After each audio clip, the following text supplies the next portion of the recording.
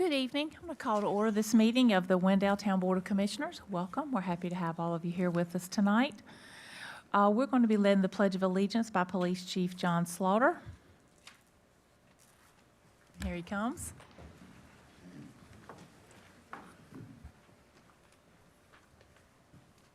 I pledge allegiance to the flag of the United States of America and to the republic for which it stands, one nation, under God, indivisible, with liberty and justice for all. We're very happy to have you back from the FBI Academy, Chief. We're real proud of you. Yes. Our invocation tonight from Pleasant Grove Baptist Church, Reverend Lloyd Smith. Is Reverend Smith with us? Good evening. Good evening, everybody. Good evening. Come. Good evening, everybody. How y'all feel tonight? All right, let us pray. Father, we thank and we praise you. We bless your holy name. Lord, we say thank you. For this is a day that you have made. We will rejoice and be glad in it. And as we come together tonight, God, we lift up this governing body to you, our town commissioners. We ask, God, that you be with them, that you give them wisdom, that you give them knowledge, that you give them understanding. And as we put our best foot forward tonight, God, that is signed to open up this board meeting in prayer, you tell us, Lord, to trust not until our own understanding, to lean not until our own understanding, but acknowledge you in all our ways, and you will direct our paths. We ask, God, that you direct them, that you lead them, that you guide them, and let your word be a lamp unto their feet and a light unto their paths. As they make decisions, God, for this community as a whole, that they will be mindful, God, of those of the great of them to the least of them. God, to those who are in the projects, to those who are in the penthouse. But most of all, God, we thank you, we give you glory, we give you honor, and we give you praise, for we realize that we can do nothing without you, but we can do all things through Christ who gives us the strength. We invite you into our city and say, have your way. In Jesus' name, amen. Thank you so much for being with us tonight. Are there any adjustments to the agenda? If not, is there a motion to approve the agenda? So moved. All right, all in favor? Aye. And now we're going to move into our public comment period. The public can participate in public comment by signing up at for public comment the night of the meeting at the podium by the door, and you have 3 minutes to speak. When you come up, give me your name and address, please, for the record. Or they can also participate in public comment by submitting written statements via email to the town clerk by the Friday before Monday's meeting at 5 p.m. Please include your full name and address for the record, and it will be read into the record for the length of 3 minutes. We have 11 signed up tonight. I want to give you all a real quick reminder that I think there's some people are posting passionate issues that we're going to be addressing tonight, and I want to remind you all to have your good manners on, and remind you that we don't permit applause or outbursts or loud side conversations and the like in here. So, the first is Jan Parker.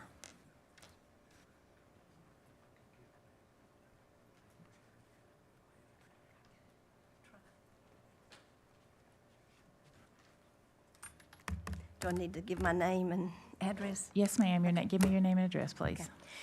My name is Jan Parker. I reside at 6317 Weathers Road in Wendell, North Carolina. Actually, I brought a visual. Yeah, hold on just 1 second. Can you turn the lights on to help us keep up with the time? It's not on. I think it's helpful. Okay, thank you. I brought a visual because if a picture's worth 1,000 words, maybe my words won't be many. But this is a picture that I had about 4.5 years ago, and it was when we did a dedication and put up our voluntary agriculture district sign. And I think you might recognize some of the gentlemen. You see Mr. David Kozar, my husband Jimmy, and Miss Coelers is there too. I think he was really happy for me when we celebrated that special occasion. So, this voluntary agriculture district is the result of a bill that was passed with the General Assembly in 1987. And most of the counties in North Carolina offer this program to the farmers. And the intention was to contribute to the preservation of farmland in each county. And the majority of counties do participate in this.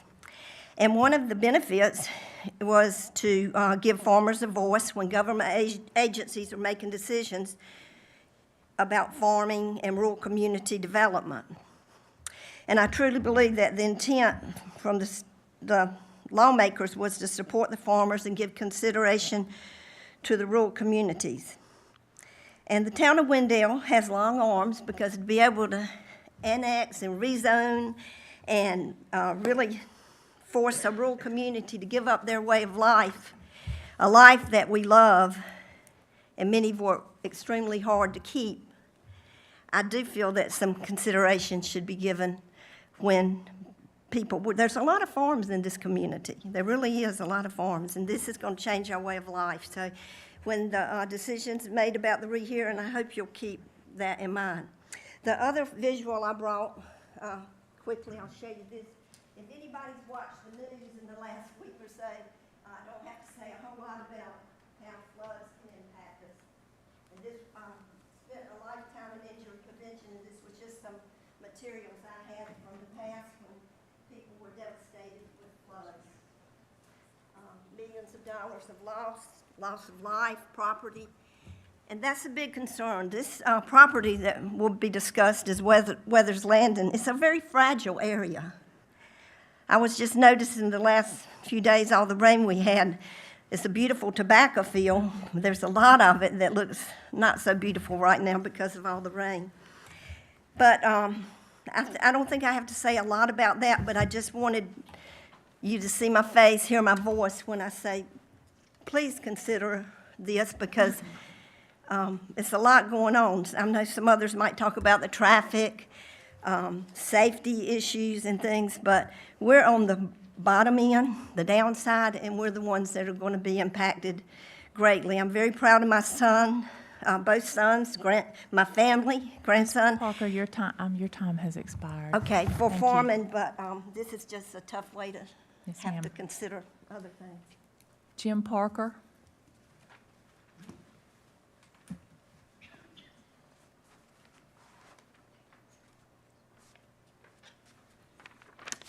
Hello, my name is Jim Parker, live at 6317 Weathers Road, Wendell. Thank you for this time. Thank you for y'all's service for this board and for the town of Wendell. I'll keep this short and sweet, but a list of changes, should be substantial to get you to vote to continue this project. And I would think you would try to spread this substantial charge over the entire project. The word substantial is of considerable importance, size, or worth. And considerable is notably larger in size, amount, or extent. So these two go together.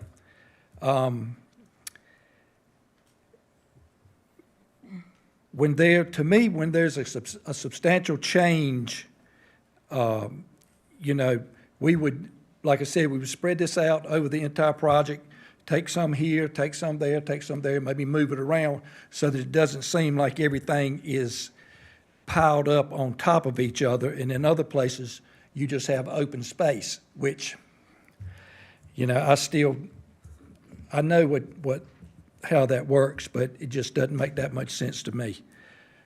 One other thing I would like to understand is why there are still such big holes over at Wendell Falls. Need to be filled in with businesses or whatever. I don't know what the plans are for it. But anyway, it seems like to me that would have a little more seniority as far as your projects and the things that you have going on right now. So anyway, I'd like to ask you to just take a step back and not throw another log on another fire, which you've got several burning right now. Just, keep your eye on the prize and don't lose sight when you got so much going on. Thank you. Thank you. Carl Parker?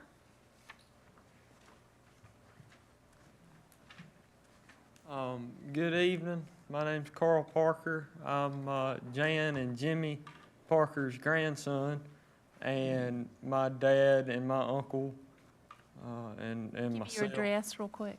6333 Weathers Road. And anyway, we farm this whole area, Zebulon, Wendell, Knightdale, about 1,000 acres, and we irrigate out of a lot of these ponds around this. And if you were here the last time I spoke, you would know that that's a big deal with the runoff from this project, because no matter what kind of retaining ponds or what you do, there's still going to be pollutants getting into our irrigation water, which is a big deal. And there's no way to stop that from any kind of infrastructure that you put in to control it. It's gonna seep into the surrounding properties. But I would like for y'all to think real hard about this and how many hours have been spent in this building trying to get it passed, and how many times it's been turned down. Different companies that have tried to build here, and that it's just not the place for it, and it's definitely not the time for it, and the community's against it, and there's many people in your town that are against it, taxpayers, that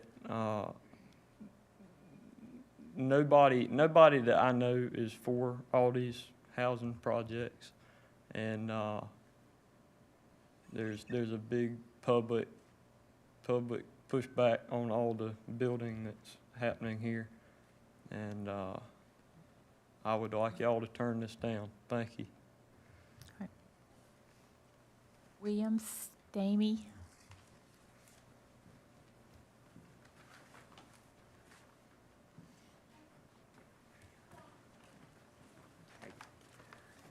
Hello, my name is William Stamey. I live at 6732 Bethany Church Road.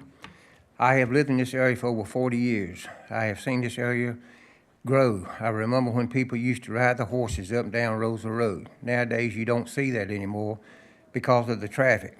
We have new apartments that have been built in the last year before you get to Wendell Boulevard, about 200 or more, which has caused more traffic on Roosevelt Road. At the end of Roosevelt Road, you have a big commerce park that Wendell is building. Don't you think that's going to bring more traffic on Roosevelt Road? I think so.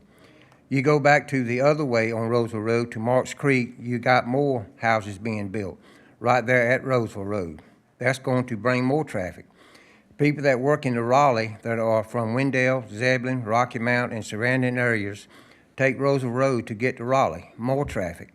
You are talking about putting 922 homes on Roosevelt Road. That is about 2 cars per family, which adds up to be 1,844 more cars on Roosevelt Road. Roosevelt Road can't handle any more cars. That's why, that's what it has now. Also, I think that some of the land they want to build on is on a flood plan. As many floods that we have been having lately, we don't need that. Also, consider the farmers trying to get to their farmland having to use Roosevelt Road. We don't need this project. The only way to solve this problem is to 4-lane Roosevelt Road. Stoplight, roundabouts, yield signs will not cure this problem. I am 110% against this project. Thank you. Frank Braswell? I'm going to hold for now. This will be your only opportunity for the, okay. Rose Crowder?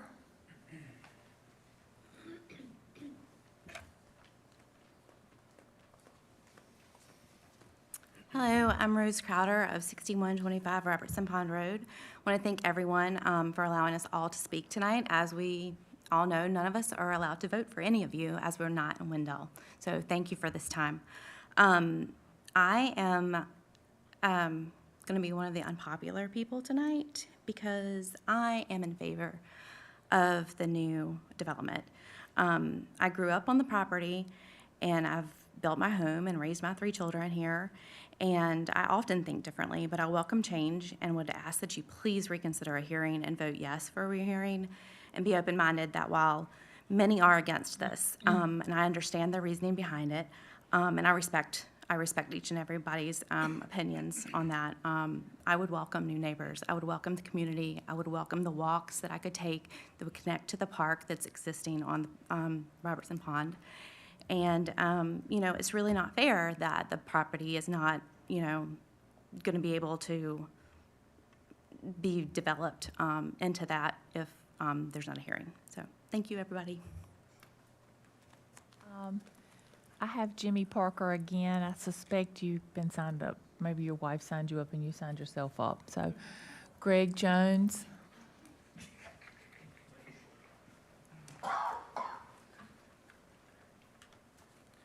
Good evening, Commissioners. Greg Jones, 6141 Robertson Pond Road. I'm going to talk about a little bit of different subject. Public notice signs.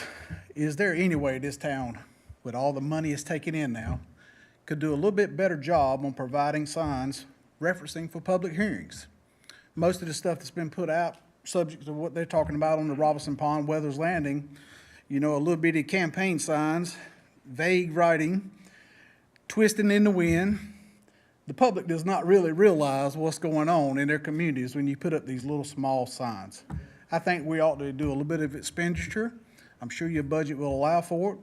And put up some better quality, highly visible signs at all corners, intersections, roads that's impacted. And let's get some transparency on what's really going on at all of these things, not just at our potential development, throughout Wendell. I think it'd be serving the citizens very well to know every little detail that's going on in their communities. And we could do that by better signage. As far as the Weathers Landing for tonight, I would just suggest that major changes to me would be getting the cart back ahead, the horse back ahead of the cart. That would be widening all these roads, not in lieu ofs, not little turning lanes. Let's go ahead and open it up like Wendell Falls. If we're going to develop it, if we're going to approve it, if we're going to have all the apartments and the houses, hey, let's go ahead and open it up and let Lennar pay for it. Like I said, they're a $45 billion a year company. They can handle it. Take that burden off the taxpayers. Tell them to widen the roads. Let's make it feasible. Very simple. And I'd also like to know, I'd like to get some direction maybe from your town on what I would need to do to get annexed along with this project. Because if you're going to vote on these things, I'd like to have a seat at the table maybe next time. So we're going to play this game a different way this time. Thank you for your time. Luke Turner. I'm with another project. I thought that was the sign sheet. Okay, great.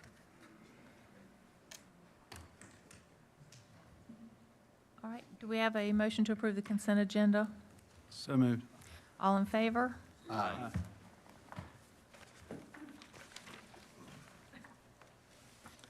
We have no recognitions and reports and presentations tonight. We'll move into our public hearings. Item 5A is an evidentiary hearing on a special use permit request by Edinburgh Development LLC to dwelling multifamily townhomes in a previously approved development located at 0 and 512 Rosalind Way, 301 Hankdale Way, and 971 Marshburn Road. We're going to hear from Ms. Griffin, and let's get the town attorney to review the special use permit hearing guidelines, please. Thank you, Mayor.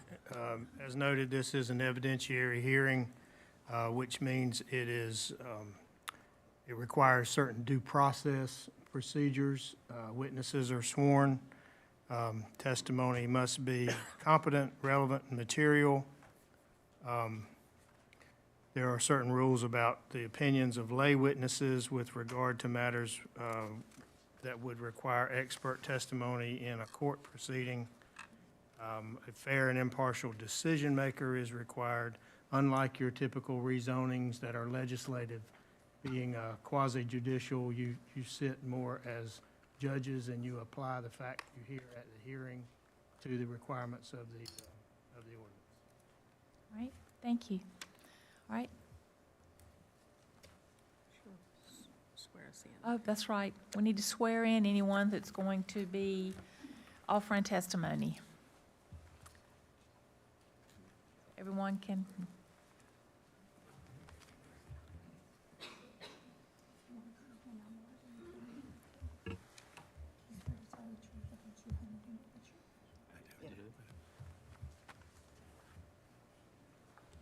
Now we'll start.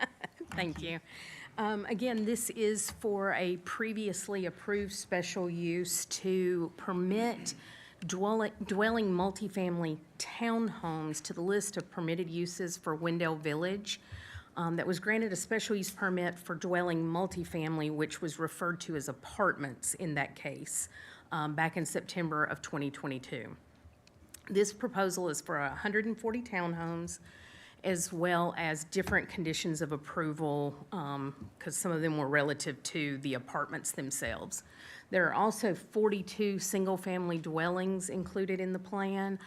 They are not part of this special use permit request because single-family dwellings don't need this special use permit. There you have the dwelling multifamily definition that's part of a structure containing one or more units. Each unit has a separate entrance from the outside or through a common vestibule. Multifamily dwellings may include triplexes or fourplexes that are under one ownership, as well as townhomes. The Town of Wendell UDO does require a special use permit be granted for multifamily dwellings if not proposed as part of a conditional district. If the special use permit is approved, the preliminary development plans and construction drawings would need to be approved by the Technical Review Committee. There you see the outline of the proposed project. The properties to the north are residential and agricultural and are zoned residential agriculture. Properties to the south are Hardee's, Robinwood Senior Living, the post office, and a church, and they're zoned CMX, RA, and NC, Neighborhood Center.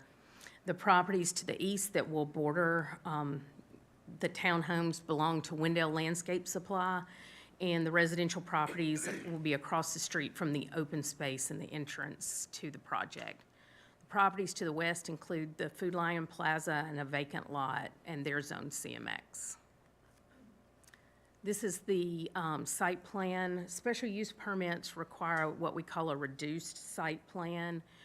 It doesn't require all of the details of a preliminary plan that you're used to seeing for conditional district rezonings. But what you see in green rectangles in this case, I guess, those are the townhome units. The white lots that you see are where the single-family homes are gonna go. They do show the 20-foot type B perimeter buffer around the project as well, and their 2 stormwater ponds, as well as their open space. The site is in the corridor mixed-use zoning district, which contains dwelling multifamily as a use that's allowed by special use permit. The properties were entirely zoned CMX at the February 8th, 2021 Town Board meeting. CMX is coded to provide pedestrian-scaled, higher-density residential and neighborhood-serving commercial activities along existing mixed-use corridors. Developments in this district should encourage pedestrian use through connections to adjacent neighborhoods and the construction of mixed-use buildings. Depending on the presence of on-street parking, buildings may be set close to the street and may be larger in form.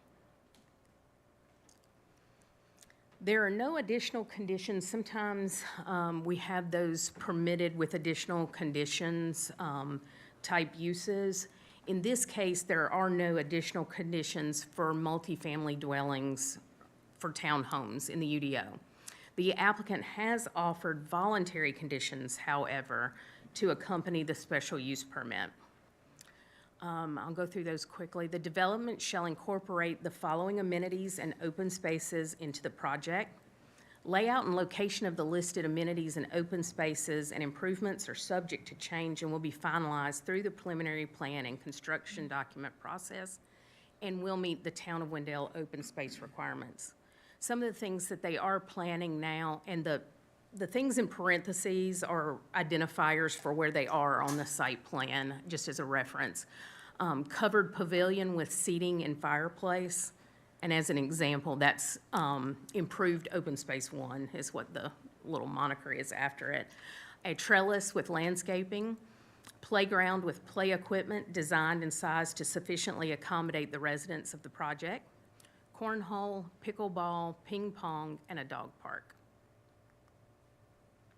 Design standards for materials. Building facades shall be composed of mixed materials, which may include cement board siding, board and batten siding, vertical and horizontal siding, shingles, and some form of masonry. Color palettes shall reflect modern taste, including but not limited to whites, grays, greens, blues, and blacks. Townhome exterior will be a mixture of hardy, shakes, stone, or brick. 3, the use of vinyl siding shall be prohibited. 4, in order to promote variation in single-family detached home appearance, no front facade or primary siding color shall be duplicated for 3 lots in a row or directly across the street. For corner lots, this shall apply to the diagonal lots across the intersection.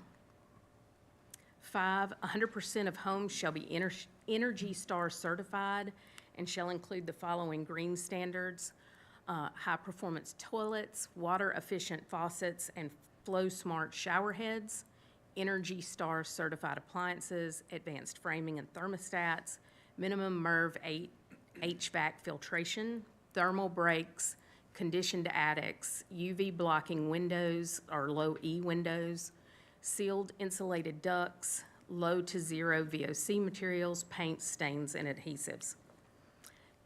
6, decorative garage doors shall be utilized and shall include trim, carriage hardware, and windows. A 20-foot type B buffer will be included on the east side of the project, and it gives the pins there.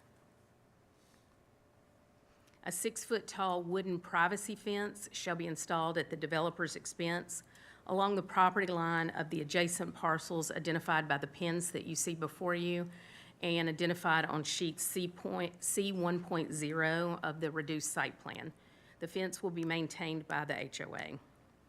All single-family detached lots and townhome lots will have sod installed over the entirety of their lots. All foundations shall be treated with masonry on the front and street-facing sides. Top of slabs shall be elevated a minimum of 8 inches above finished grade. Finished grade shall fall a minimum of 6 inches within the first 10 feet of the structure to ensure positive drainage. Number 11, maximum number of single-family detached units is 43. Maximum number of townhome units is 142. 12, each floor of all dwellings will have a window or door on each floor. The applicant has provided building elevations that were part of your packet for this proposed development. Parking calculations are not provided with the reduced site plan at this time. However, there is a condition that requires garages, and the driveways are shown already on the reduced site plan. So we know that it will meet at least the 2 parking spaces per townhome unit. Many of the garages, depending on whether they're front-loaded or rear-loaded on the elevations, show a 2-car garage. A few of the units do show a 1-car garage. But either way, the 2 parking spaces would be met in that case. Section 8.6 of the UDO requires a 20-foot buffer where a multifamily use abuts a single-family use. This would apply in some of the townhome areas, but not in other parts of the townhome areas, and not where single-family abuts single-family. The applicant, however, has provided a 20-foot buffer around the perimeter of the project, except for the streets where you'll see the street trees and the normal street kind of plantings that you normally see. For open space, UDO section 7.5 does require 1,000 square feet of dedication for townhomes and 1,750 square feet per single-family dwelling. For the entire project, that's 213,500 square feet. Preliminary calculations, and again, they're not down to the nitty-gritty yet at this reduced site plan phase, but does show 217,756 square feet of open space. The applicant has, again, committed to a variety of open space types in those conditions that we read earlier, include a covered pavilion, fire pit, playground, cornhole, pickleball, ping pong, and a dog park. If the special use permit is granted, the preliminary plans and construction drawings will require review by Wake County for conformity with the town's stormwater regulations. While the reduced site plan does show a stormwater device on the southeast corner along Marshburn Road, as well as one along Wendell Boulevard at Hankdale Way, the final stormwater plan could vary a little bit from what you see based on review and design of those construction drawings. Development of this site will require connection to city water and sewer, which is available nearby. UDO Section 16.11 requires a traffic impact analysis, or TIA, for a development plan that exceeds 100 peak hour trips per day. The applicant has updated the TIA that was approved for the multifamily project. No additional improvements were required with the reduction in housing units from this to the previous SUP. The TIA contains 2 entrance points for the apartment community, one off of Rosaline Way, and a new local street that connects the community to Marshburn Road. The TIA does not contain any roadway improvements. However, the town of Wendell will require an additional 9.5 feet of right-of-way dedication, which is 6 feet of pavement, that's half of a travel lane, 5-foot bike lane, street trees, curb and gutter, and a 6-foot sidewalk along the Marshburn Road frontage. Blueprint Wendell 2030 classifies this area as Activity Center 2. You see the use of, the mixture of uses that go in the AC2 place type there as well. Attached single-family townhomes are called for in the Activity Center 2 place type. The proposed project meets the characteristics outlined in the AC2 place type as it relates to density, uses, connectivity, and open space. Blending of complementary commercial, office, and a mix of residential housing types. The proposed project is for townhomes located within walking distance of restaurants, grocery store, DMV, the post office, barber shop, etc. The special use criteria has been evaluated and shall be governed by the quasi-judicial proceedings, as we talked about earlier. Those criteria are that the proposed use does not adversely affect the general plans for the physical development of the town as embodied in the ordinance. The plan does conform with standards related to the lot area, dimensional standards, setback, off-street parking requirements, and other applicable UDO requirements that we can review at this time with the reduced site plan. The proposed use will not be contrary to the purposes stated in these regulations. The UDO, again, does allow for townhomes in this district with a special use permit. The proposed use will not adversely affect the health and safety of residents and workers in the town. The use of attached dwellings will not produce noxious fumes or excess sound. There is a reasonably anticipated increase in vehicular traffic, but planned roadways throughout the development will allow for increased circulation between Wendell Boulevard and Marshburn Road.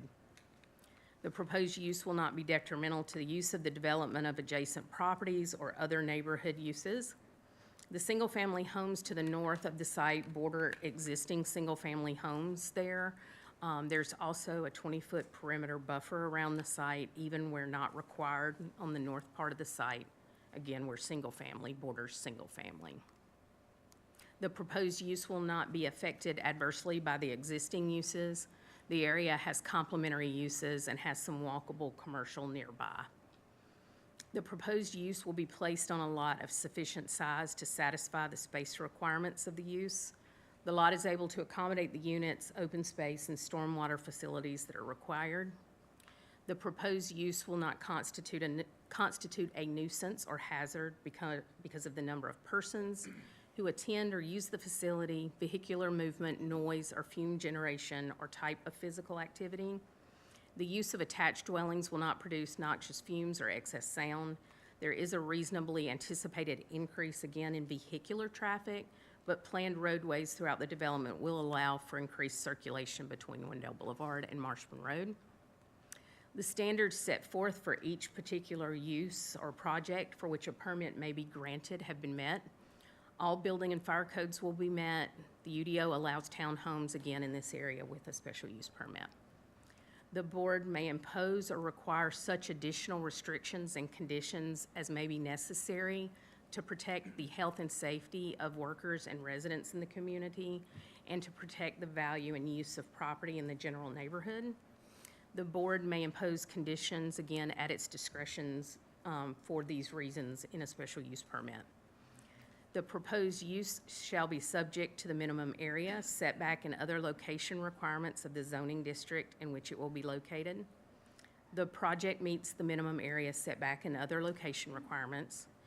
And the proposed use shall be subject to the off-street parking and service requirements of these regulations, provided, however, that an approved PUD plan document may include modifications of the requirements. We're not operating under a PUD in this case. This is just for a special use permit.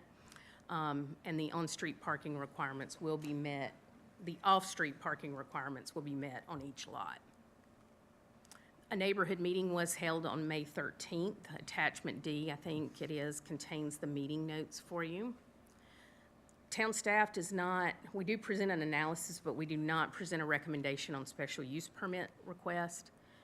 You see where legal advertisements were run as required and notifications were mailed and a public hearing notice was placed on the location on July 7th. I'm happy to take any questions that you might have. The applicant is also here and has a presentation as well. Okay, let's open the public hearing. Are there any questions from the board at this time? Just one. Stacy, can you talk a little bit about I saw some discussion about stub streets, and I think in the community meeting notes, there was a comment about stub streets on the northern property boundary. Doesn't look like there are any now. Usually, I would expect to see one. Can you just talk a little bit about how that complies with sort of what we expect on stub streets? Stub Street, there's a connectivity index and a stub street number based on the linear footage of the project, around the project. So they are meeting their requirement for stub streets. They wanted to utilize alleys, obviously, as you see there, with the single family as well as some of the townhomes. And they are connecting to larger parcels on the east and west rather than going north to the properties where there was some discussion about earlier. But that does give a connection over to Marshburn Road, which was one of the main goals as well. And just one follow-up on that to make sure that I understand sort of the lines between what this decision is and what other decisions could be in the future. Is that pretty, like, is this decision locking in that alignment of stub streets? Or because those single-family homes in the north aren't subject to this special use permit, would all that sort of be really something that would continue to be discussed in future planning conversations with staff? This would be, for this parcel, it would be locked in. And if future parcels to the north came in, there would not be a connection to those to provide the interconnectivity there, I think is what you're asking, and without acquiring additional land in most instances, yes. Thank you. Anything else from the board? I've got a follow-up on that if I could. And I'm new to this one, so is there anytime I get next to that Food Line parking lot, is there any, whether it's Pram Lane, was there any discussion, have connectivity to that, or is that not possible or not in the plan, or? That is something that we continue to struggle with and work on at the same time. We cannot make a direct connection right at this time, but there are plans to do that, hopefully in the future. We do want to connect through Is there there. anything that we can do to improve or expedite or empower? There is another Okay. strip of property in between, and there's multiple owners on That answers different my question. properties that we That have answers to my deal with. question. Thank you. Yeah. One more question too, if I could, and this may come in the presentation. Anytime we mess with Marshman Road, I worry about my residential agriculture and my farmers. So in the analysis, have we talked about any impact? And the reason why I say this is, as you go down the road, obviously where DOT made a change on the road, and I get that, and put the things in the way, have we discussed impact farm equipment down Marshman Road? Was that addressed? I'm going to let their traffic engineer talk about that, but this is widening the road, so I would think that- that's good, but thank you. Yeah. I don't think it would cause additional impact to equipment. Okay. Let's hear from the applicant.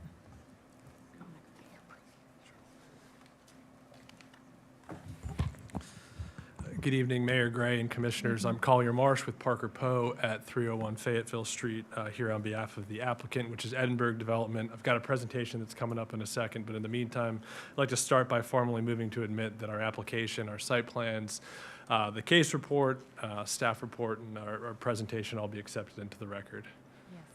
And while the presentation's coming up, just to hit on kind of an initial question on that northern boundary. So there was a bit of a unique situation where there's, I think, some confusion of property rights and access, where we actually gave land to the property owners to the north to help resolve those issues. And because they have farms there, they were concerned about people in our community going onto their property, in particular a pond. And so that's why we have a fence condition, buffer conditions. And so it's kind of a neighbor-driven border there to address those concerns that we've heard. And we'll work on some information about Marshburn Road as well when our traffic engineer comes up. But again, this is Wendell Village, and Edinburgh Development is the developer. Just to cover the site and surrounding area, Stacy's presentation was great and gave you all the framework for this project, and it should look familiar to most of you because we were here just a couple years ago for a different iteration of the same project. But it's about 27 acres with an assemblage that's located between Wendell Boulevard and Marshburn Road, but we view the main access as Rosaline Way into the site. Interesting here in that we're here for a special use permit for townhomes, because under the town's code, townhomes are technically a multifamily use, and a multifamily use then requires that special use permit. So the scope of the special use permit is the townhome portion of the project.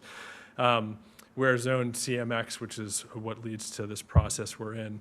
But just the history of the project was that there was an SUP approved in 2022 for 396 multifamily units, and that was the bulk of the site at the rear. No townhomes, no single family. For reasons we can get into, that was not a viable option for the site. And we think this really is kind of a win-win for all involved, because it maintains the level of development anticipated by the activity center while providing a more compatible use to the farmland to the north and the more rural uses to the east. And so it's frankly a better fit overall, even though we felt that multifamily apartments were appropriate a few years back. This is a special use permit, so it's a little different than a legislative hearing. There are set criteria that we have on the slide right here, right now in front of you, that if we present competent material and substantial evidence as to each of these factors, then we are entitled to the special use permit. I'll note that the staff report already indicated that we did meet all of the criteria, but in an abundance of caution, we've got expert witnesses, or witnesses that will offer as experts, who will testify as to each of these factors. And so the witnesses you're going to hear from will first be Jim McMillan with Edinburgh Development. He's just going to tell you a little bit about Edinburgh and the history of the project and the plans moving forward. Luke Turner with McKim & Creed is our engineer on the project. He'll talk about the project's plans, its compliance with the code. We've got Josh Renke with Bolton & Mank, our traffic engineer. He will talk about the traffic studies that have been performed and the appropriate mitigation that's been included with this project. And then we'll finish up with Hunter Howell with Paramount Commercial Appraisers, who will talk about the property's effect on adjoining properties and really its harmony and compatibility with the surrounding area. So they will cover all of these elements that you have in front of you, in addition to the staff report that's already been provided. So with that, I'd like to just start with Jim McMillan and So Jim, if you could come up, just introduce yourself, give your address, and then tell the board a bit about Edinburgh and the history of the project. Good evening. Thank you. I've met some of you before several times. Mayor Gray, it's good to see you again. I'm Jim McMillan with Edinburgh Development. We're a local small development company. We're based in Cary, so we're in Wake County. Per your slide, we're very involved in Wendell. We've enjoyed working in Wendell. We've done the first 3 phases of Tree Light Square, or 9 buildings. We finished the last 3 buildings this spring. UNC is one of our tenants there. We're very happy with that. And we're about to start phase 4 in about 3 weeks there. So another 2 more commercial buildings. Hopefully some of you all, maybe you all have enjoyed the businesses there, and we've enjoyed working in Wendell. So we've been involved with this particular project that we're talking about tonight for about 4, almost 5 years now. We bought the property from Amos Green, who some of you may know, G&G Builders, who's a local resident here in Wendell. He's also our contractor at Tree Light. So we bought the property, as Collier said, and we were here. It's crazy, it's been 3 years ago, but 3 years ago for what was then designed to be apartments, 396 units, as he said. And really, you know, the market conditions just changed. And so as those conditions changed, we looked at, you know, uses that we thought would be good or better than apartments for the site. Obviously, it's a pretty centrally located site, bordered, as we talked about, by agriculture and retail, really. So we looked at that, and we've got a partner, Fisher Homes, and you know, think these, I know you've got a lot of townhomes, but we think these are, you know, these are nicer, higher-end townhomes. They are for sale only, to be clear. We've talked about the finishes that we're committed to doing, you know, no vinyl, sod all 4 sides, additional buffers than are the minimum required. And yeah, we appreciate you all taking a listen to us tonight. And I don't have any more questions for Jim. If the board has questions for him, we can have him answer them now or at the end, whatever your preference is. We'll continue on, and next I'll bring up Luke Turner. So Luke, when you get up here, if you can state your name, your address, and then get into your education and experience, please. Yep. I'm Luke Turner. I work for McKim & Creed. My office address is 4300 Edwards Mill Road in Raleigh. I'm a licensed engineer at McKim & Creed. I'm licensed in North Carolina and South Carolina. I graduated from NC State University with a degree in bio and ag engineering, and I've been doing this for about a decade now. And can you please explain your role in this project? Yes, I have overseen the layout and design of the site plan, and me and my team have worked with town staff to ensure its compliance with town standards.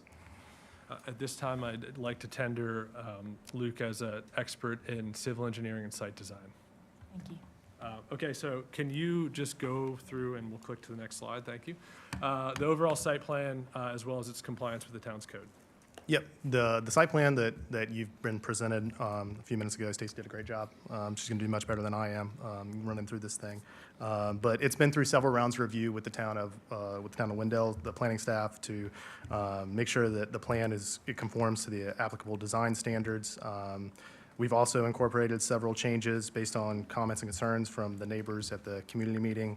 I'm going to go into some high-level details, and we can get into specifics after the fact. But the project as a whole, it includes 182 residential lots.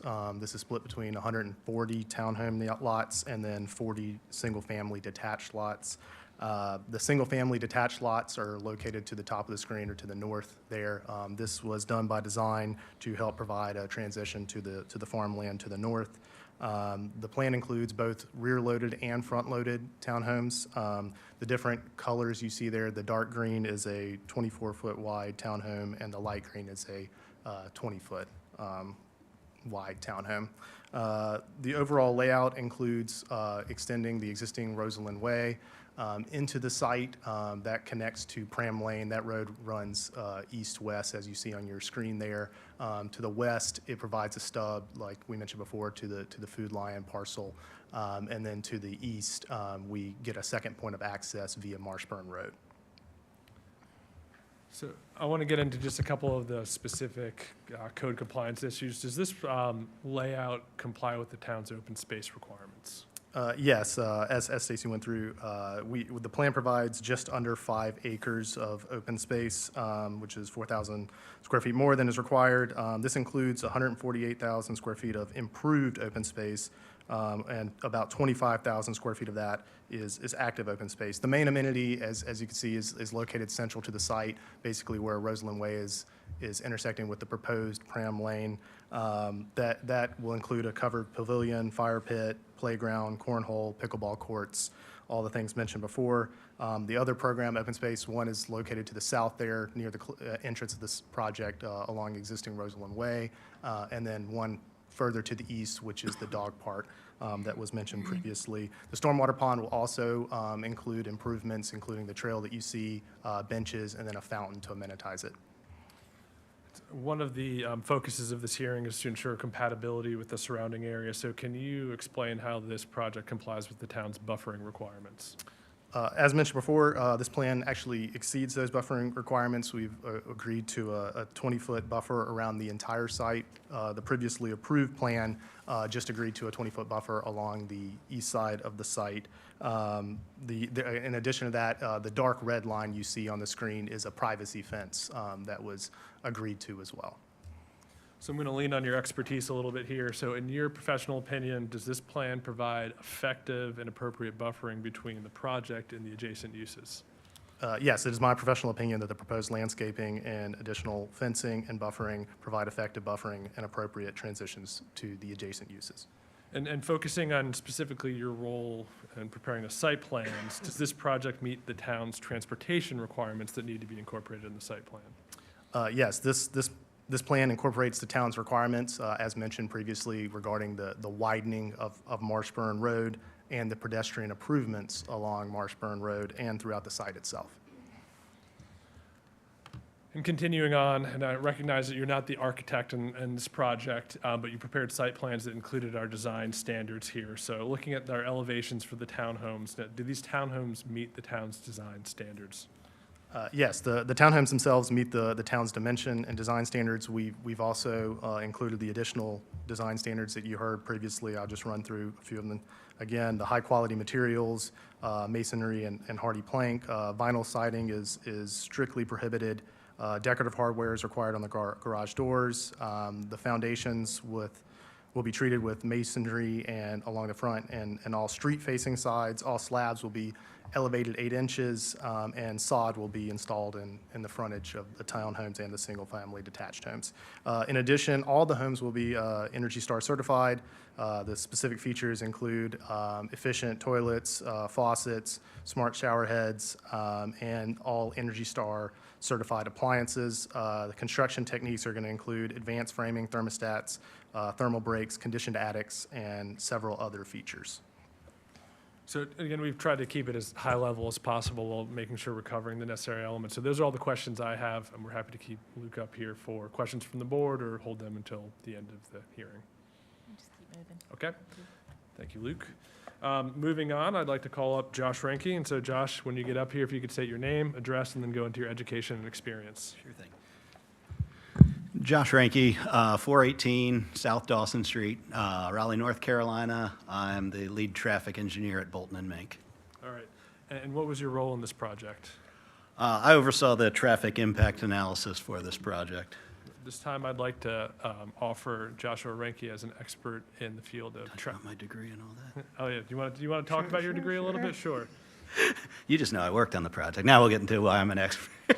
Bachelor's of Civil Engineering, 2001, Valparaiso University, registered professional engineer in the state of North Carolina, pre-qualified to do traffic studies as well as school traffic studies by NCDOT, and I have over 20 years experience doing traffic studies. And at this time, I would like to offer Josh as an expert in the field of traffic engineering. Please, thank you. Okay, big question here for you, pretty open-ended, but can you just summarize the TIA process and its findings? Sure. So this one's so fun that I've done this twice now. So in 2022, traffic impact analysis was completed. Obviously, there was a reduction in density for this one, but because the build-out year would have changed. So essentially, the original traffic study had 396 apartments.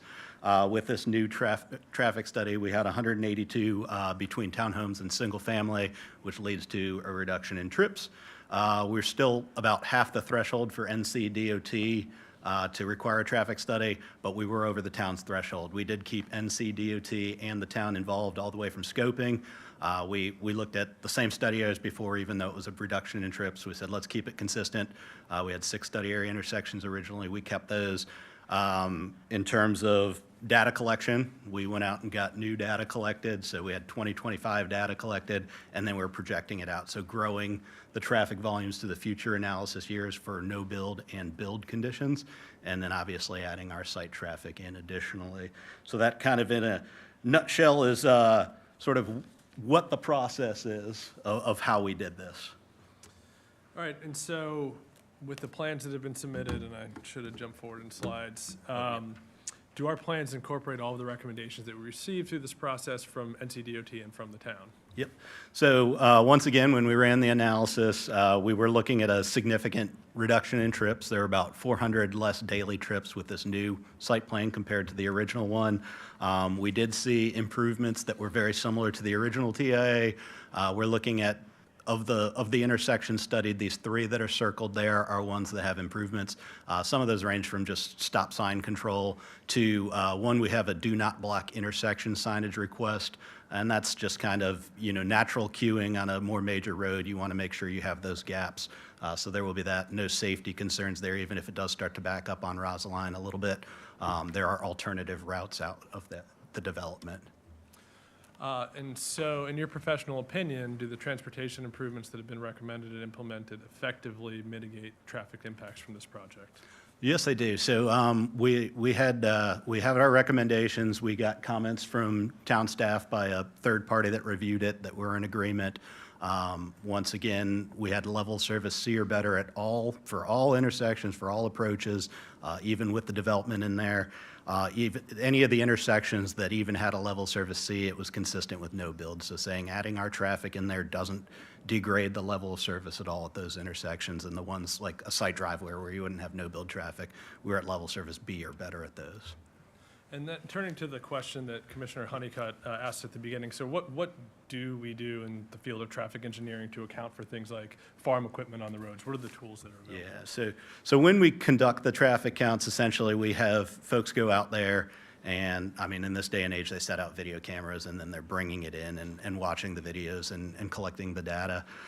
So they collect over a couple-hour period in the AM, weekday AM, a typical weekday AM when school's in session and all, and in the PM also. And then they say, whatever that peak demand is, we get data on the types of vehicles out there so you can process that into the analysis software and all.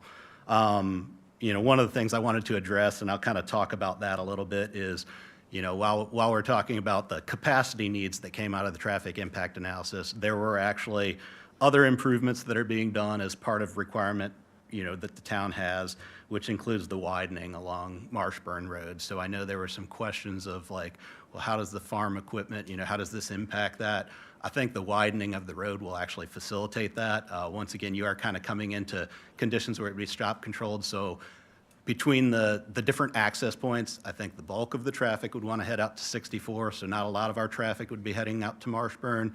And just the interconnectivity there. So widening, I think, will be helpful. The fact that it does have multiple connection points, so you have Hankdale that ties directly into 64, Rosaline, which ties into Hanover, and you could get to 64, and then the Marshburn Road access also. I think all of those are beneficial. And then just one final question to kind of put it all in perspective, because you've done 2 traffic engineers or 2 traffic studies, I should say, with this site. So we've gotten priorly approved special use permit for 396 units. Now we're seeking 182 units. Is it safe to say that the current proposal generates less traffic than what's already been approved? Yes, I was going to say significantly less. Like I pointed out, it's about 400 less daily trips. We were slightly over the threshold for the town to require a TA, and like I indicated, we're about half of what the DOT typically requires, but we did keep them involved all the way from scoping to even the review comments we sent over to them so they're aware of what's going on. Awesome. Well, thank you, Josh. Thank you. He'll be available for more questions. And then we'll just bring up our last witness, which is Hunter Howell. Hunter, when you get up here, if you could state your name, address, and give your experience. Good evening, everybody. My name is Hunter Howell. Office address is 412 East Chatham Street, Cary, North Carolina, 27511. I'm a professional real estate appraiser, and I work with Paramount Commercial Appraisers. And how long have you been appraiser, and what are your qualifications? Yes, so I'm currently licensed by the state of North Carolina as a state certified general appraiser. I'm a member of the Appraisal Institute, working towards a MAI designation. I've been appraising properties throughout Wake County for approximately 11 years now. And what was your role in this project? Yes, I was engaged by the applicant to examine this development's impact on the site and the surrounding areas. Right. At this time, I'd like to tender Hunter Howell as an expert in the field of real property appraisal and compatibility with nearby residential uses. Thank you. And also one other component of it, he did have a report that he prepared that summarizes his findings. And so I'm going to have Mark hand that up, and I'd ask to formally introduce that into the record. With that, he is going to summarize all of those findings. We want to make sure you have the benefit of the report. If we could hand it up and admit it, and once you all had an opportunity, if you want to flip through it. Give them to the clerk, and she'll distribute it. Thank you. But rest assured, he will cover its contents. But we'll wait till you all are ready, and then we'll proceed. Just give us a second to look at it. Once you all give me the thumbs up, we'll get into it.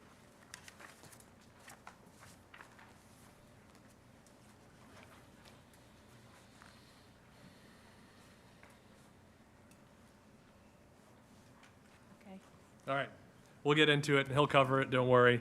So Hunter, can you just explain your analysis and the findings that you made for the commission? Yes, the purpose of my analysis was to determine if the proposed development is in harmony with the area and whether the proposed development will substantially injure the value of adjoining or abutting properties. To do this, I conducted a research on the surrounding land uses and residential property values in the vicinity.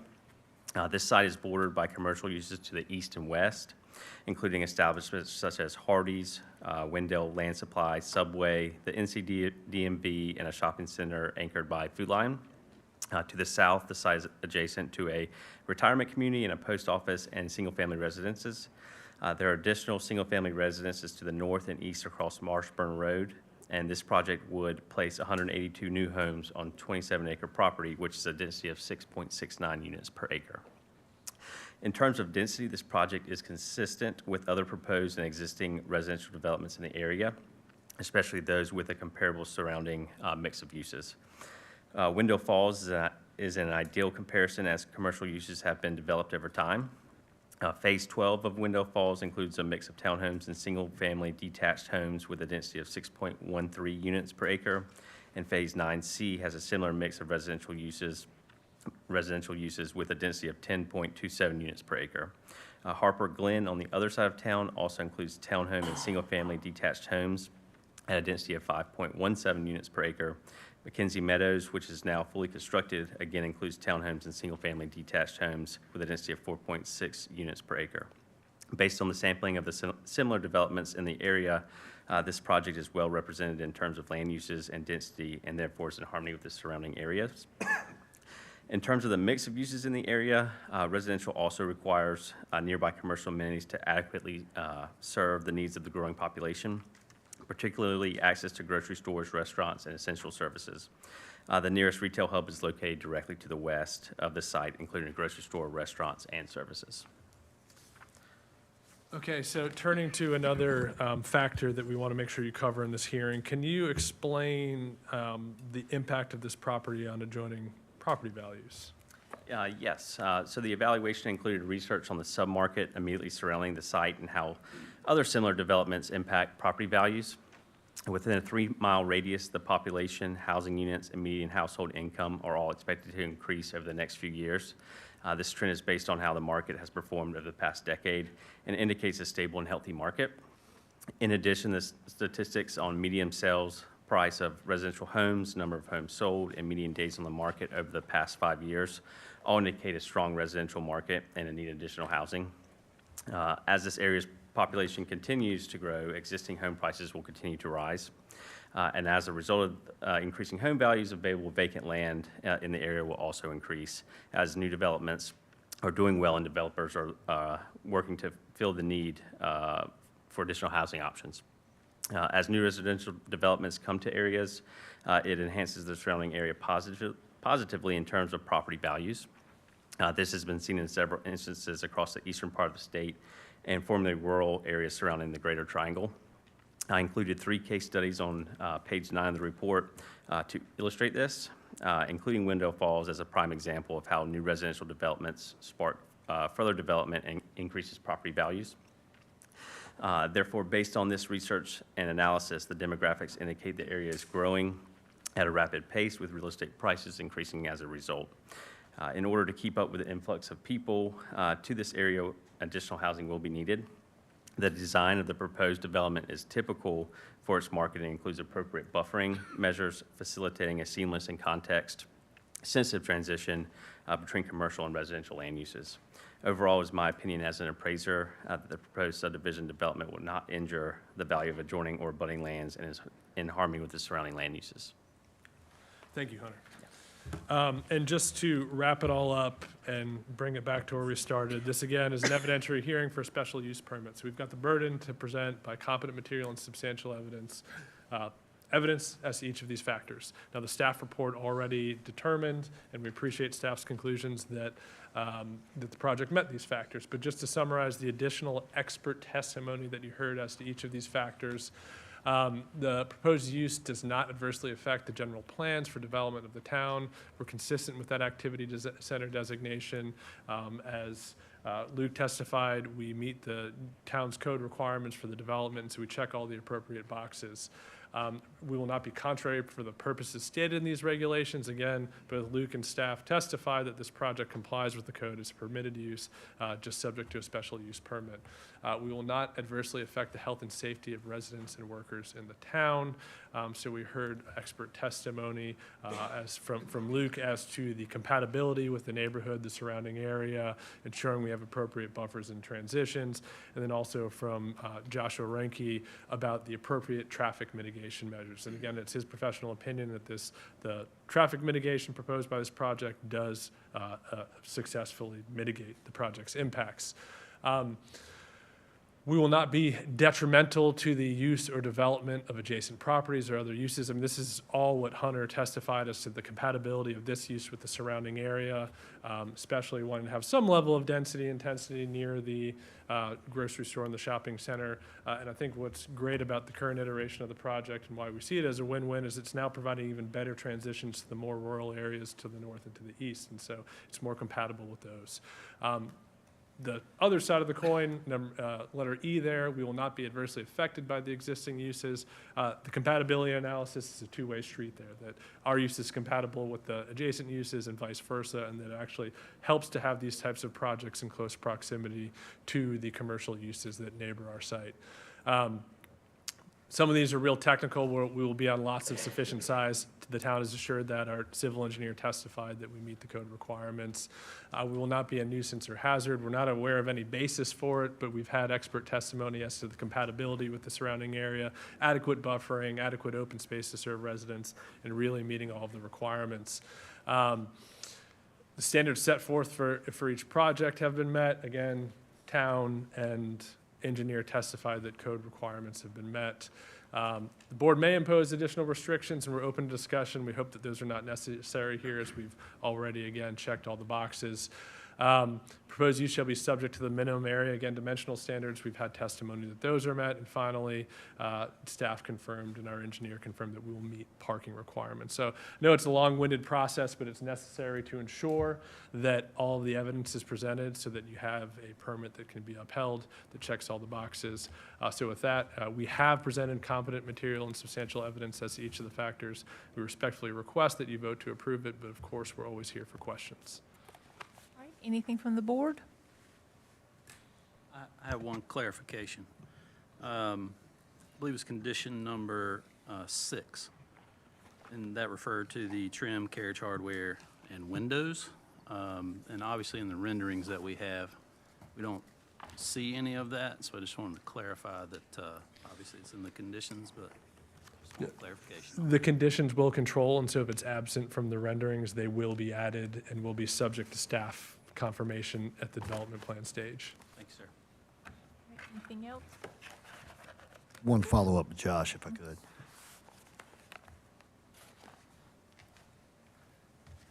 And Josh, I know that the Marshman Road intersection problem is not you guys, I get that, but I'm just down to the health and safety of the workers and residents. I've seen some crazy stuff in big trucks backing up because of what DOT has sort of installed, and the sign keeps getting knocked down because people, I won't say who, but we have farmers, and it doesn't matter. Here's my question. In your opinion, if I exit Pram Lane, will it always be left and right? Will I ever have a right-only situation? There's going to be DOT hardware in the middle of the road?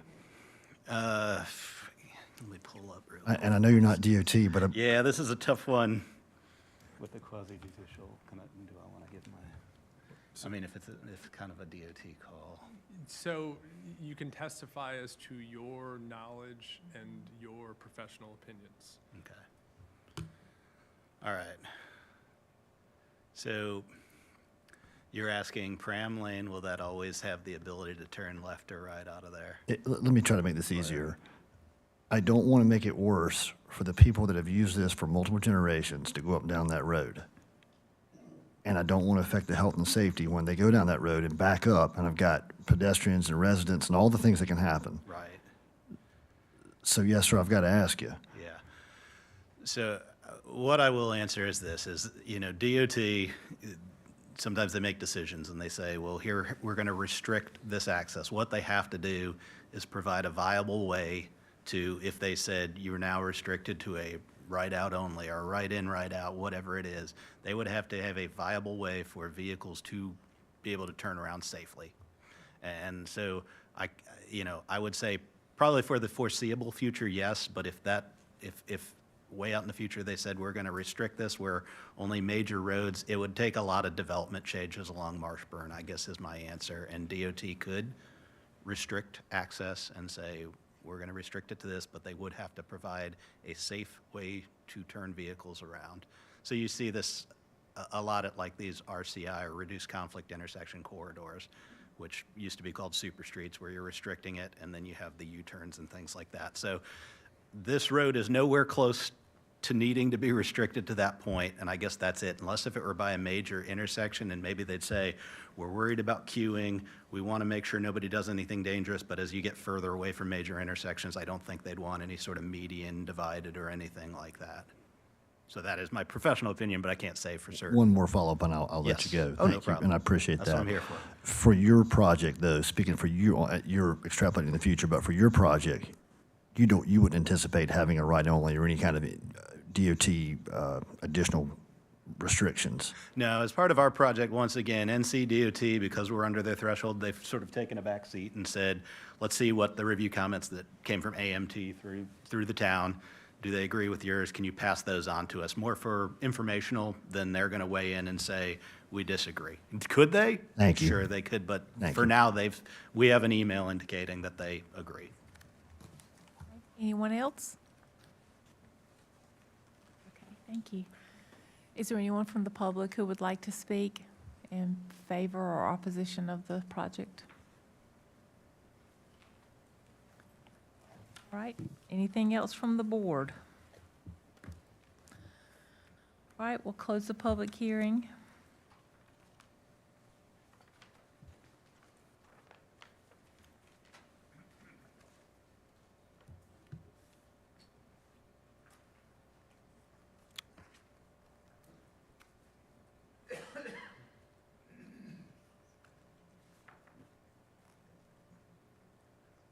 Madam Mayor, I move that we grant the special use permit request by Edinburgh Development LLC to dwelling multifamily townhomes in a previously approved development located at 0 and 512 Roslyn Lane, 301 Hillendale, and 971 Marshburn Road. Okay, so we have a motion to grant the special use permit. Is there any discussion on the motion? All in favor? Aye. Anyone opposed? No. All right, thank you. Item 5B is an ordinance for text amendments to regulate the use of generators. Mr. Coates. Yep, good evening, Mayor and board members. This next item is a motion. We're asking you to hold a public hearing on a text amendment. This is not related to the UDO text amendment. This is our town general code. As you're aware, we've had some complaints of residents using generators as their only source of electrical service. This proposed text amendment, it does create parameters on that and certainly makes amendments for when there's storms or power outages, but that it's not acceptable and would not meet town code to use a generator as your sole source for power. I can field any questions. I will say the police department, planning, and town attorney have all reviewed the draft language and are supportive of the amendment. Okay, let's open the public hearing. Anything from the board? Questions? All right, is there anyone from the public that has anything that they would like to speak in favor or in opposition? All right. Anything from the board? All right, we'll close the public hearing. Madam Mayor, I'll just acknowledge that I remember hearing about this issue for the first time in a public meeting not too long ago, and I appreciate that the way that process, you do a good job of deferring folks out and getting people answers sometimes, but I appreciate staff following through and coming up with a solution on this, and I would make a motion that we approve the text amendment request and adopt the attached ordinance. All right, so we have a motion to approve the text amendment request and adopt the ordinance. Is there any discussion on the motion? All in favor? Aye. All right. Move into our administrative items. Item 6A is the Weathers Landing rehearing request. Because of the unique nature of this, I want to have the town attorney give us some input before we get started. Thank you, Mayor. This is, it's called for in the UDO, but it is a very infrequent process in my experience. It is this item is a request for a rehearing of the application for Weathers Landing, which was heard initially and denied on June 9 by a vote of 3-2. UDO Section 1519G provides a process for an applicant to request a rehearing, so it is provided for in the code. That process requires an application that has to be submitted within 15 days, and in my opinion, the application was timely submitted, and it was submitted in the form required by the UDO. The application has to contain specific information to enable the board to determine whether or not there has been a substantial change in facts, evidence, or conditions in the case. And that can be presented to the board either in writing or graphically. A rehearing shall be denied by the board if in its judgment such change in facts, evidence, or condition have not been proven. This is not a public hearing, as the UDO section provides. A public hearing shall not be required to be held by the board to consider holding such a rehearing. Approval of said consideration shall however require an affirmative vote of at least 4 voting members. In the event that the board finds that a rehearing is warranted, it shall then proceed as in the original hearing, except that the application fee shall be waived. Upon denial of an original application or upon denial of an application for a rehearing, a similar application may not be filed for a period of 1 year after the date of denial of the original application. That would be June 9, 2025. In this case, the applicant's June 23 submittal included a cover letter that summarizes the changes being proposed. And of course, the applicant contends to you that those changes meet the requirements to demonstrate, quote, that there has been a substantial change in facts, evidence, or conditions in the case. That is the question for the board to determine, whether there has been a substantial change in facts, evidence, or conditions in the case.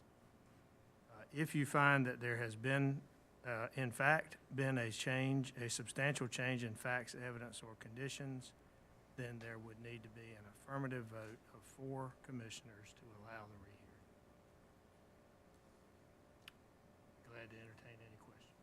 Does anyone have any questions for the attorney? Okay, Mr. Coates? Yep, good evening again. So I will not repeat the steps in the UDO that the town attorney just went over, but section 15.19G does lay out the procedures for that. As mentioned, the application requesting the rehearing was submitted within that 15-day time period. The requests that are stated in the application and state, we'll go over these 5 bullets. Weathers Landing residential units will be reduced from 931 units to no more than 800 residential units. This change is a 14% reduction in units, results in a reduction of overall density from a little over 3 units per acre to no more than 2.63. The residential density for the portion of Weathers Landing located north of Davistown Road shall not exceed 2 units per acre. Weathers Landing shall have wider buffers that are greater than 25 feet in key locations within the project, including in locations where the property abuts existing single-family homes. All stormwater control measures for Weather Landing shall retain stormwater for the 1, the 10, the 25, and the 50-year storm events. Any stormwater control measures adjacent to Rollsville Road shall have enhanced screening to limit visibility from Rollsville Road. So those are the 5 requested changes.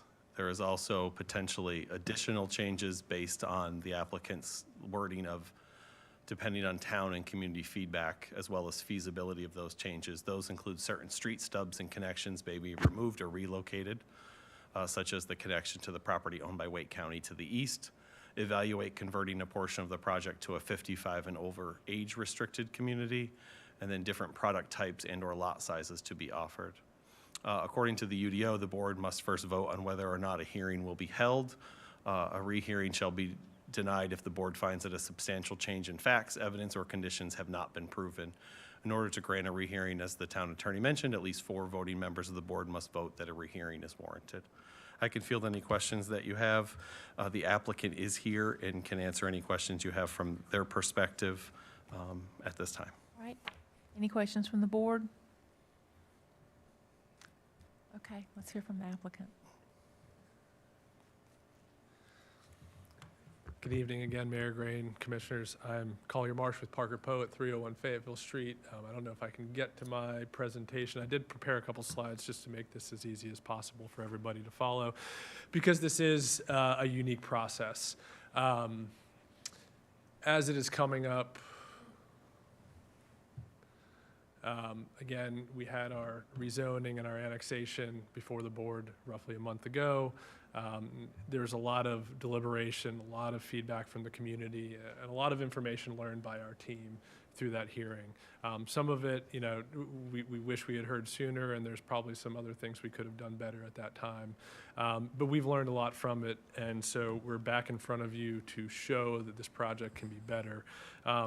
For the community's benefit, for the board's benefit, what is before the board tonight is not a request to approve a new project. This is a process request. We want to be given the opportunity to make this project better. We want to be given the opportunity to meet with the community again, to hear their feedback, and do everything within our power to bring a project back to the board that everybody can support. So your vote tonight is not an endorsement of this project, and we may not get there. We hope we will, but your vote tonight is not of a future endorsement. Allow you think to have that with some have a of whenever have a lot to do to we are afforded have to that we substantial change in facts, evidence, or conditions, and we absolutely have done that. Now we were given 15 days from the date of hearing to do it with a project that took over a year to put together to that point. So we couldn't just read as what we endeavored to do is make some big swings that show you just how serious we are with the recognition that we have a lot of work ahead of us and there's going to be a lot more changes to come, and we want to do everything within our power to make that clear to you and to the community. So again, just to orient everybody with where we started so that you can appreciate the changes that we had, this was an R7 request with single-family homes and townhomes, 3.09 units per acre, 930 homes. I think we've seen the billboard out there that made all those details clear. There are great features of the project, the features that we want to maintain: large amounts of open space, major community benefits with a public park, private parks, enhanced stormwater and green stormwater. And we had 32 conditions that addressed everything we were able to at that point in time. We have made substantial changes to our conditions, substantial changes to the facts, and substantial changes to the evidence that's in front of you. So this is just kind of a summary of some of the big picture changes that have occurred. Our density has gone down tremendously. When we got together as a team and said, what can we do that shows the most substantial change, it was slash the units. So we went from 930 to a max of 800. What that means is density goes from 3.09 to 2.63. That is a substantial change in the conditions on its own, enough to warrant a rehearing. But what it should also tell the board is that there are more facts and more conditions, and more evidence that's going to come that's going to make this project better. Because to make that reduction, this thing needs to be reimagined in a number of ways. When we're slashing units like that, our open space is going to be increased in some form. We don't know exactly how that's going to work and how we're going to do it. We've got some ideas, we've workshopped some things, but we're certain that we're going to have improved open space commitments with the project. All of the good features, the community amenities, the public parks, those remain. Stormwater, we heard about it again today. We know how important it is. That was another one where we got with our engineering team and said, what is a big impact we can make? Let's make sure to increase stormwater controls. We've increased to the 50-year stormwater above the 25 that was previously offered. Now we're at 34 total conditions, up from 32. One was revised, the stormwater, 2 were added, and I'll show you more about that in a moment. So the substantial changes, this is excerpts from the application that was submitted to the board with just kind of the big components highlighted. I got a little carried away and probably highlighted too much because I got excited about how substantial these were. 931 units to 800.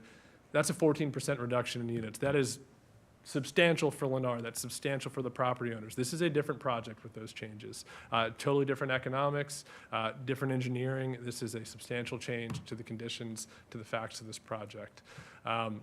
What does that mean? Beyond just putting a written condition that's a substantial change, again, the facts, evidence, how do those change? Smaller project means less traffic, less impact on school capacity, and less impact on municipal infrastructure and services. Those are all changes that go with it. A specific comprehensive plan conformity change is that there's the area of our project that was north of Davistown Road that had different future land use map designation that called for lower density. Now, when we worked on the project originally, we envisioned kind of a comprehensive picture of the project with density that was kind of even throughout. We've made a change to say that that area cannot be larger than 2 units per acre, cannot be denser than 2 units per acre. So that's important, one, because it changes the facts of the case, because it puts us in conformity with that piece of the comprehensive plan. 2, because we heard from a number of neighbors in the Candlewick community right to the north about how they wanted something more compatible with the area. And so we're listening to that. The max is 2 units per acre. We'll work to see what that actually lays out to be, but it's going to be no more than 2.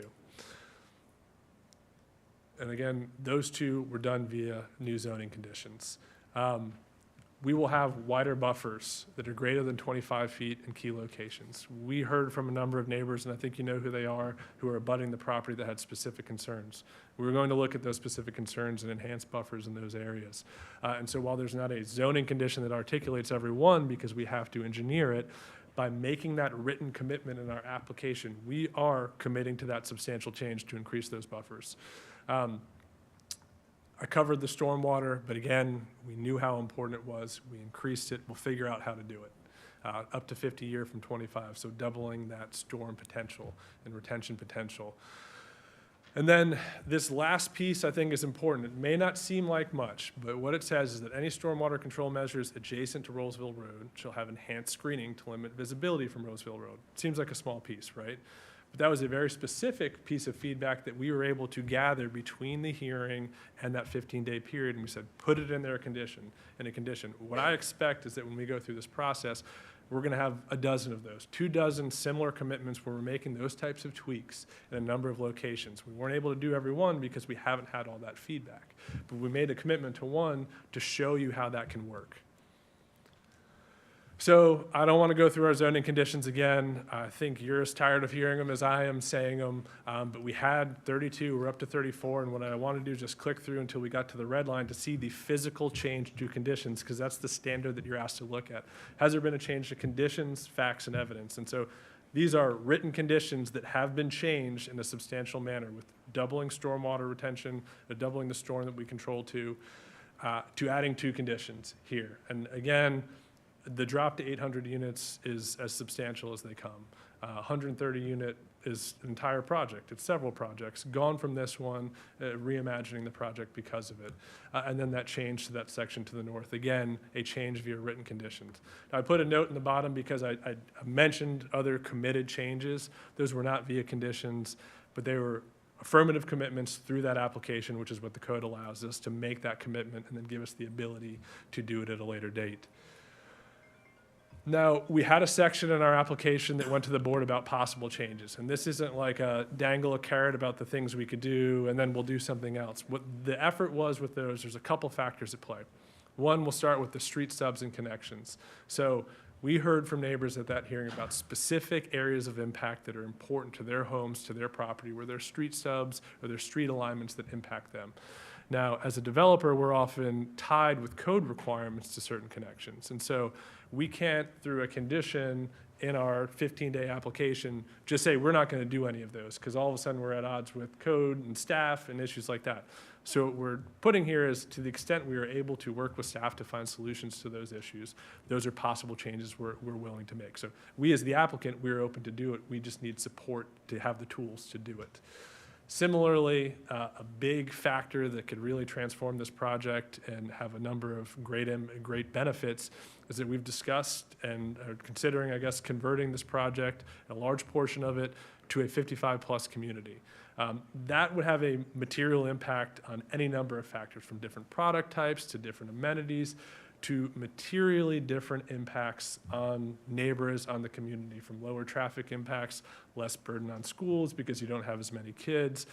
There's an extreme amount of data out there to show how a 55-plus community really is significantly less impactful. And we can provide that information to help everyone understand. I think as a neighbor to this project, if I knew that that was proposed compared to a traditional neighborhood, I think that would have a much less impact on me and be more welcome. But we didn't want to just assume that that's what the town wanted us to do. So what we want to do is say that is something that we're evaluating. If we get feedback that says, yes, that is a solution to address a lot of these problems, we will take that into account and work our best to make that change. We think it's viable, but we need to have the support to do it and didn't want to jump to that conclusion.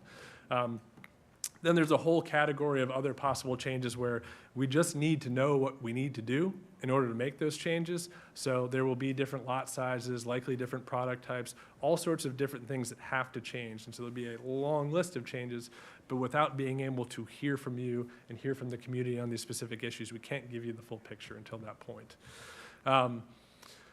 What does this all mean? This is the concept plan that went in front of the board roughly a month ago. And this is just kind of an area indicating where changes will be. This is not the size of a circle, the size of a mark is not indicative of the change. In fact, we could put a big circle over the whole thing and in the heart of it where we're envisioning different lot sizes. So there are a lot of material changes that could be put up there. But what we wanted to do is show, especially for some of our neighbors and community members, that we know exactly the locations they're talking about. Those are exactly the spots when we say we're going to make these improvements to buffers, when we're going to look at these street connections. We've heard you, and those are the areas we're looking at. So just to kind of walk you through what we're trying to illustrate with this exhibit, on the left-hand side, we've got the chart that's changed. There's obviously going to be changes to product types and the density and those types of calculations. The big blue circle is one of those written condition changes for the folks in the neighborhood to the north. We've heard you. We're going to adapt. We're going to reduce density in that area. Then you see a number of green oval-shaped circles. Those are areas where we know we need to look at buffers, we know we need to look at boundaries, we need to figure out what's feasible and make improvements there. So we talked about having wider buffers and enhancing beyond that 20-foot requirement. So those ovals are not meant to indicate the size of the changes we're going to be making. In some cases, maybe it's similar in size. Some cases, it may be much, much larger, depending on how we can redesign things. And then the red circles are some areas of specific pinch points where we may just cut a piece off, remove units in a location, work on a street connection. So again, just want to illustrate all the areas that have been brought to our attention as needing improvement and areas that we will focus on our redesign. But when you look at all of those spots and where, say we cut every unit that we've circled, we've probably got 100 more to go, and we're going to do that. So that's just a drop in the bucket with the changes that we've proposed. So that all brings me back to what's before the board. We know this is a tough case. We know it has a lot of community interest. We know that we did not get the full board support. for the project. And tonight, we're not asking the full board for your support of the project. What we're asking for is the board's support to show that there's a process that allows an applicant to come back and adapt to the feedback and make a project better. That's exactly what this provision allows for. We have made substantial changes to this project, and I hope we've made it clear to you that we are very receptive to feedback, and we will continue to make substantial changes to the project, and we don't dare come back until we have the support we need. Thank you. Any questions from the board?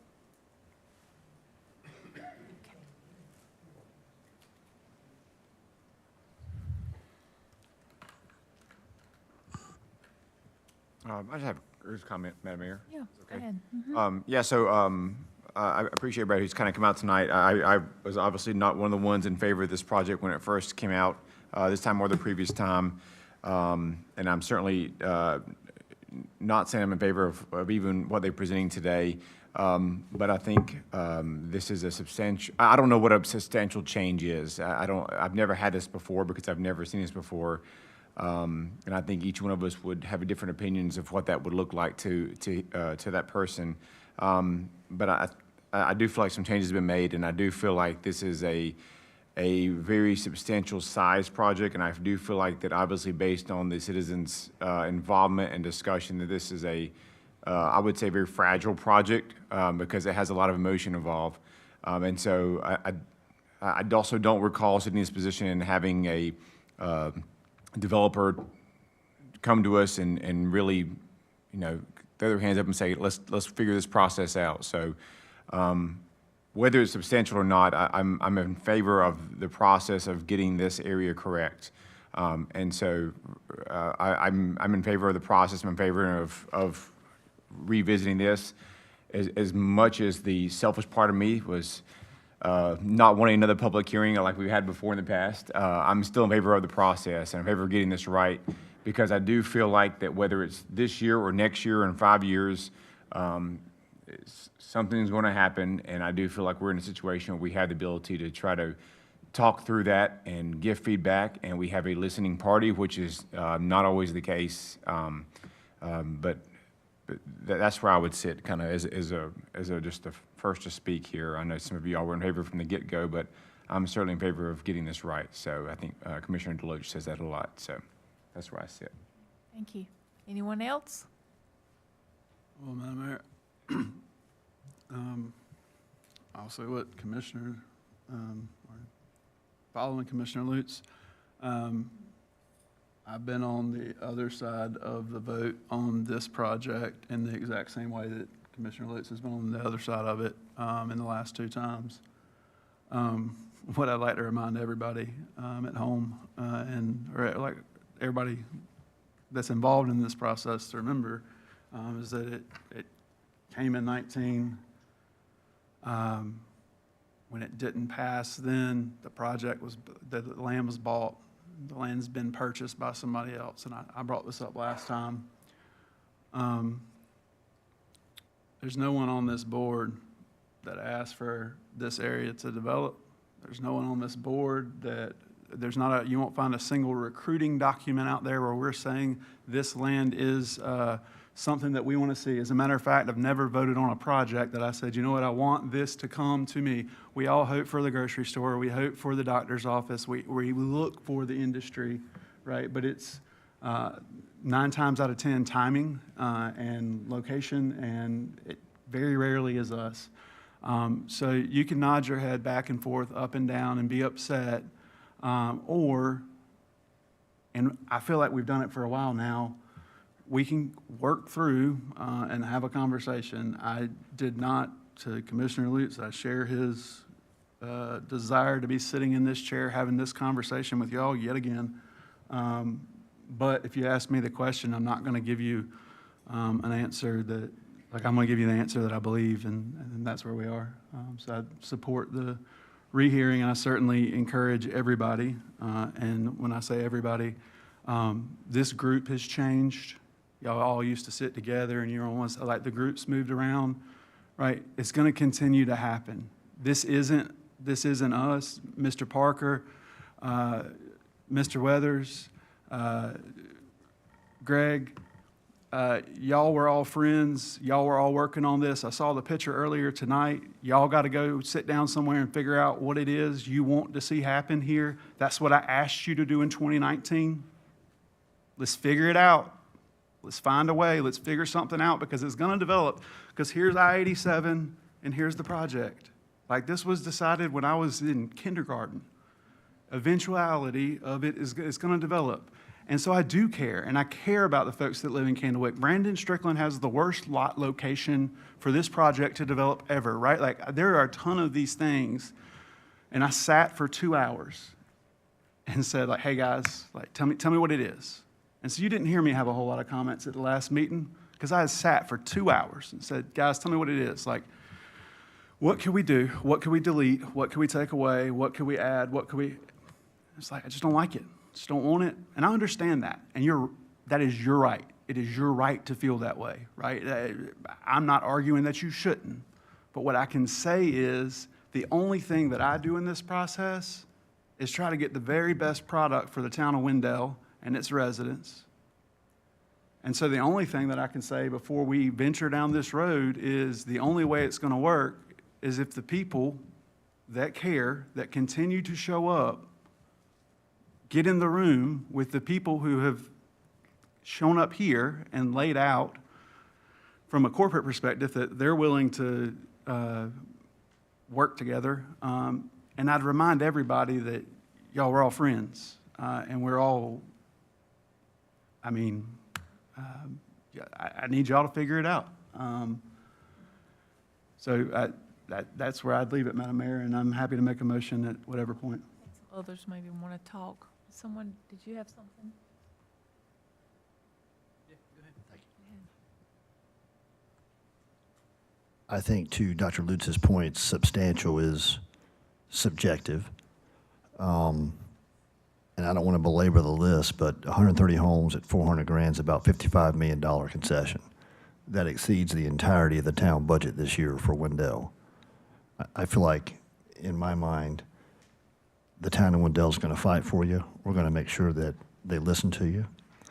A very wise man, and this will go to Mr. Bergmark and Mr. Marsh, a very wise man once told me, it's all about marbles of trust. I'm going to give you some marbles of trust tonight. Do us proud. Anyone else? Yeah, I'll just say real quick, Madam Mayor, that, obviously I think the changes warrant a rehearing. You know, we can slice and dice, the subjective word, but it is substantial in my mind. It does warrant a rehearing. I do support the process, and to Commissioner Lutz's point, I do I support getting it right pretty often up here. So, whatever time passes, we'll hopefully figure it out, and the project will continue to improve and get better. And at the end of the day, it'll be the best project for Wendell, and be something that we can all get behind. So, thank you. Okay. Anyone else? All right. Commissioner Joyner? Madam Mayor, move we grant the, is there a particular way I need to phrase it? To grant the rehearing process. Request for a rehearing. Yes, ma'am. So we have a motion to grant the applicant request for rehearing on the Weathers Landing conditional rezoning application. Is that it, Commissioner Joyner? Yes, ma'am. Is there any discussion on the motion? Y'all, let's signify in the affirmative by raising your hands, please. All in favor? Okay, that's 5-0.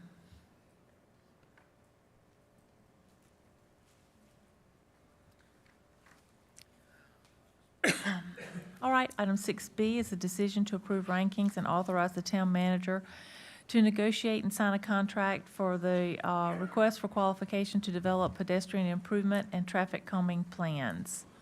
Mr. Coates. Good evening, Mayor and board members. Thrilled to be in front of you tonight to start this process. Y'all, we're still having our business meeting. If you could exit quietly, please. All right, go ahead. Yep, so thrilled to be before you tonight to get this process moving. This has been a priority for us, I think, in the last strategic plan. And we get a lot of questions from residents on pedestrian improvements, traffic calming for those corridors mentioned, Big Falls, Taylor, and Hollybrook. We issued an RFP for service March 17th. We extended the deadline till April 17th. We had 2 firms submit. We interviewed those firms. This is a joint project with planning, police, and public works. At the end of the process, we did choose the top firm as Kimley Horn and second Stantec. The pedestrian improvement and traffic calming plans will focus on safety improvements for those 3 town corridors and provide design recommendations that will enhance safety for all users and provide better connectivity and access for nearby residents. Once a contract is signed, the update process should take about 10 months over the fiscal year. Staff expects the process to begin this summer and complete by the end of the fiscal year. This project will include a variety of community engagement opportunities to gather public input in those corridors as well. I can field any questions you have at this time. All right, any questions from the board? Comments, questions? We got one. Yeah. Brent, and this is, I've been sitting here long enough and I haven't asked a random question yet. So this is looking at pedestrian improvement and traffic calming, kind of all in the same, but I imagine what we're really looking at is the total right of way on both sides of all of these. They look very different and they kind of have a little different problem, so I'm trying to understand. Yeah, we will Can you just talk to what the scope of this is? Yeah, so for example, the 2 roads that are part of Wendell Falls, the Wendell Falls PUD road designs are different than our current standards. So for example, Taylor and Big Falls do not have painted bike lanes like other collector roads that we are now having developers build today. We also now have roads that are handling golf cart traffic and a lot of pedestrians in some of those corridors. So those 2 roads specifically look at how they function, what kind of improvements could be made for safety of our residents, whether they're in a golf cart, they're on the sidewalk, they're in their car, they're jogging, they're biking. The corridor, especially Big Falls, connects Publix with Encore and goes through a variety of Wendell Falls neighborhoods. Taylor is kind of a hybrid. Part of Taylor is still designed to DOT standards, part of it is Wendell Falls, and so getting that, how do we function in that corridor to get residents to those commercial nodes, but also feel connected from one side of Taylor to the other. Hollybrook is a different beast to tackle, as it was a DOT road. It's getting turned over to the town. It is ditch and swale. There are no pedestrian improvements. There are no sidewalks, stormwater issues, and getting that road to function more like a town street and have safety improvements to get people across and connect neighborhoods and also get people down to the new Hollybrook Park by bike, walking, and maybe hopefully golf cart. And so they all function a little different, but the process is very similar. And so getting short-term plans, long-term plans of what those roads can look like and identify improvements that can be in a future CIP. And also there's things that identified in plans that development could make, but also the town as we move forward. Thank you. You're welcome. Madam Mayor, that's all my questions. I have a motion whenever you're ready. Anyone else? Okay, let's go. Let's hear it. Madam Mayor, I move that we approve the rankings and authorize town manager to negotiate and sign a contract for the RFQ to develop the pedestrian improvement and traffic calming plans. Okay, so we have a motion to accept the rankings and authorize the town manager to sign a contract with Kimley Horn to develop pedestrian improvement and traffic calming plans. Is there any discussion on the motion? All in favor? Aye. Anyone opposed? No. All right, item 6C is the Pleasant Grove Limited Soil Assessment Services. Yep, good evening, Mayor. We're asking you all to approve the limited soil assessment services for Pleasant Grove with Geosyntec and authorize the town manager to sign. The scope of work is part of the HUD assistance that we receive for funding for Pleasant Grove. So these soil samples need to be completed. On the site, that the former Rosenwald School that was there many years ago did burn, and so we just need to verify the potential if there's any soil contamination. The total project cost for this portion is $35,100. The work will be paid from our Pleasant Grove capital budget rather than the EPA Brownfield grant to ensure a timely completion of the scope of work to avoid further delay in this community project. I can field any questions that you have, but if this item, if you all do approve this, I believe the work's going to happen in about 48 hours. So. Any questions from the board? Is that presupposing a yes? Go ahead, I'm sorry. Okay. Do you have a motion? Yes, Madam Mayor, with a comment that I think this one item will show you just how much depth and detail goes into each one of these projects that staff works on. And I'd move that we approve the limited soil assessments agreement with GSN Tech and authorize the town manager to sign same. Okay, thank you. We have a motion to approve the limited soil assessment services for Pleasant Grove with Geosyntec and authorize the town manager to sign that. Is there any discussion on the motion? All in favor? Aye. All right, no one's opposed. Item 6D is a resolution to accept 1.56 acres of land from Craig and Brenda Herb, known as Lot 12 of the Acorn Creek community. Good evening, Mayor. We're asking you all to approve the property dedication from, it's 1.56 acres from Craig and Brenda Herb. It is known as Lot 12 in the Acorn Creek community as town property for future recreation use. The Acorn Creek community was approved by the town board August 22nd, 2022 with zoning conditions. One of those zoning conditions said that the developer would dedicate this 1.56 acres to the town for public access and open space. Just for reference, the final plat for the community was recorded last January. The homes are well under construction and some of the residents are living there, so they would like to officially dedicate this parcel to us. And I have a map on the next slide, but this property could be used. It's this, what's highlighted in red. It does, it's in between Wendell Falls phases 9C and 9B. It was the original access back to the Acorn Creek property. This is 60-foot wide, could accommodate a future greenway, could have some public art. There's a variety.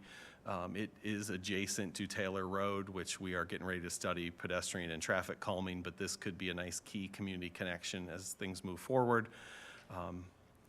Any kind of construction would be involved in a future budget year and would have to be designed and done at that time. But right now, there are no immediate plans for this property other than to accept it. The documentation was reviewed by the town attorney, and there were some access easements and easements that were removed from the property. I can field any questions that you have. Any questions from the board? All right, do we have a motion? So moved. Okay, so we have a motion to approve the property acceptance of 1.56 acres for town property for future use. Any discussion on the motion? All in favor? Aye. Anyone opposed? All right. We'll move into our other business, update on board committees by town board members, and we will do the Wendell Volunteer Fire Department and the Wake County Fire Commission. Thank you, Madam Mayor. The Fire Commission meeting was canceled, and we'll be meeting on long-range plans here shortly, and the Wendell Fire Department Board of Directors. We have received a new truck and wanted to thank the fire department and our police department for their Veterans July 4th event that happened out at the fire department. That was a really cool thing to see. And I think we will all be having more conversations. I did want to speak. I thought town staff did a great job of putting out the budget numbers recently.